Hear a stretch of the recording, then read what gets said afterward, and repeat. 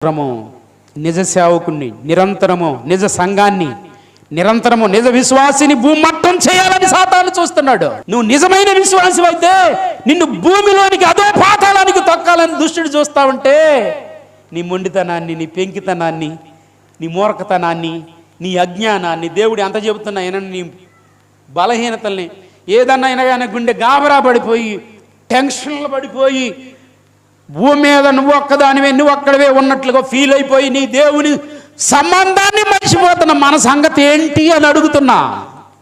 ఆరాధనలో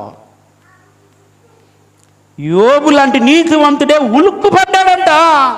వాడు వచ్చాడు, వాడు పర్మిషన్ అడిగాడు, కొంప కొల్లేరు చేశాడు.